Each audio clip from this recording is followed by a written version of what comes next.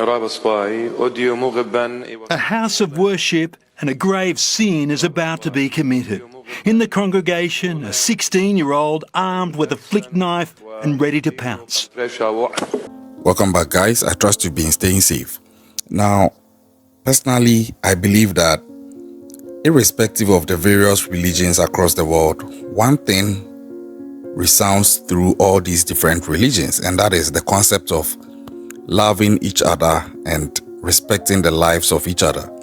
So it's very surprising when you look at the extent to which some people in the name of religion are able to exact certain grievous actions on others. Now, today's true crime story is coming from Australia, where there has been a knife attack on a bishop whilst he was actually live during church service and preaching to audience at the church. I'm struggling to appreciate the motive behind this, but let's get into the story. And this is just as recent as some few days ago. Now, the whole thing played out during a live transmission of the service, and the church is an Assyrian church in Sydney in Australia. So, this is how the whole thing played out, and bear in mind that this attack is not the first of its kind, or maybe in a church, but then it's actually the second such attack occurring in Australia, where people are exacting this type of attitude against others. Now, unfortunately, the bishop at the center of this, who was the victim of the attack, is none other than a bishop called Bishop Mary Emmanuel of the Assyrian Christ the Good Shepherd Church. So this church is located at the western Sydney suburb of Wakeley, and whilst he was live preaching the gospel of love, the gospel of God to various people physically within the premises of the church, and also watching online, or maybe even to watch later online, all with the idea of spreading the gospel of truth, the gospel of hope and love, a young man came out of the crowd at the church and then pounced on this bishop, inflicting stab wounds on him. Fortunately, it wasn't fatal for the bishop, and police and other people rushed to his rescue. And you can see this young man grinning. Now, police have classified this as a form of terror attack since it played out the way it played out, and also it turns out that it's not the first time that this has happened, like I mentioned earlier. But then, here are my concerns. Why should this be happening in 2024? I don't understand. Fortunately, Bishop Mary Emmanuel survived the attack, and he came back to actually indicate that he has forgiven his assailant. Now, I think that is very honorable of him, although for me, standing in the middle, I don't know if he has genuinely forgiven him as a human being, or he's just saying that because he's a bishop and everybody would expect him to forgive him. Because I think that this is serious. It's not easy to forgive such a thing, if ever somebody can even forgive at all. But that is what he's saying, and I'm not here to create doubt on his integrity for saying he has forgiven his assailant. All I'm saying is, I don't think that is something that is easy to do. So if he has been able to do it, then kudos to him. I guess he's practicing what he has been preaching, and that's the concept of loving each other and forgiving each other. But then that also does not take away the grievous nature of what this young man did, to the point that after the young man was overpowered in the church, there were actually scores of people outside demanding that the young man should be brought out so that they would deal with him. Of course, police wouldn't do that, because then it would be like they've served him up to the wolves. But the question is, what was the motive of this attack?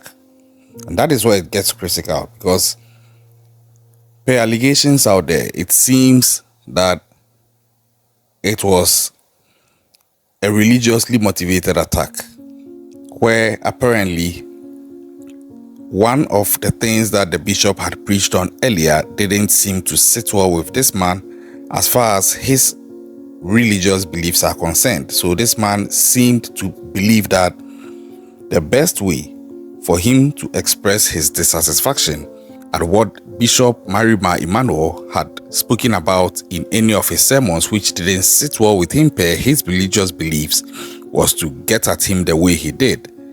And I don't think he was just trying to injure him. I think he was probably trying to end him. Just that maybe he didn't get it right within that short time before he was apprehended. Because if you look at the way he did it, I can't show the footage here because of YouTube's graphic policy. But if you go on social media and you're able to find it and you look at how he did it, you realize that this guy didn't seem like somebody who was ready to hold back.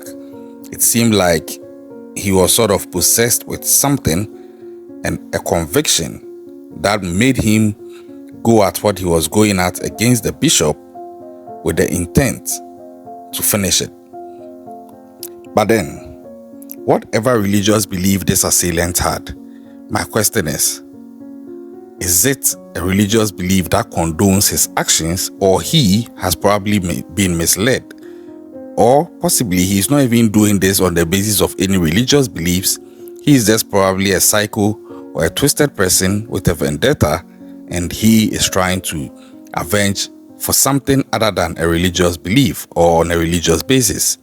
What do you think about this whole thing? It is becoming quite common for people to get into the house of God and exact certain actions you wouldn't have dreamed of people doing some years back.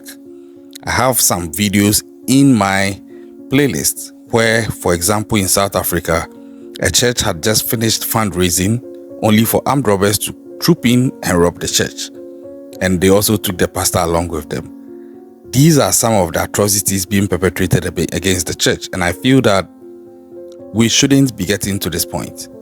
Churches and other religious places like mosques and other places, they are sanctimonious places that shouldn't be toyed with regard to some of these offenses being perpetrated against people in that space. Because even in times of conflict, if somebody goes into a church or a mosque, I know that by virtue of they being in that space, you need to avoid touching them.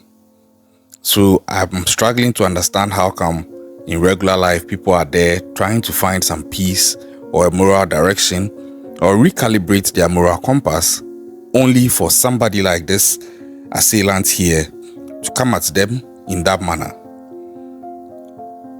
It's good that the bishop survived, but it's bad that this young man, who can easily be the son of this bishop, felt that this was what he had to do to put whatever concerns or disgruntled views he had across. I don't condone this, and I don't think anybody should condone this. But the point is this going to be the last time? Because it seems that in recent times, people are ready to take their actions all the way once they have a conviction. And sometimes this conviction is based on a religiously twisted belief, where the main religion in itself doesn't condone to such violent acts, but somebody within the sect has been able to twist a scripture and in the process indoctrinated some people who now believe this is the way to go and this is the way to exact whatever they are unhappy about. Share your comments in the comment section. What do you think of all this? Think that the world is getting to a point where we need more love and less conflict, but it's easier said than done, because if you want more love, then you need to give more respect and also give more empathy. It's a vicious cycle and it will come back to you. You can't be exacting actions like this and expecting that everybody will act like the Bishop Emmanuel and forgive you.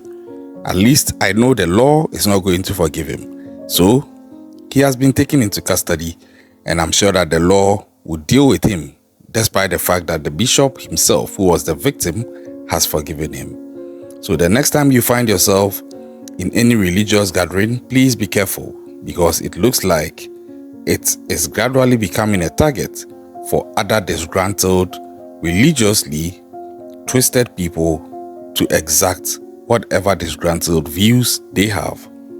Share your comments and your views in the comment section. Let's have a conversation on this. Wherever you find yourself across the world, how is religion playing out with regards to the perpetrating of some of these crimes? I'll catch you on the next one. Stay safe out there.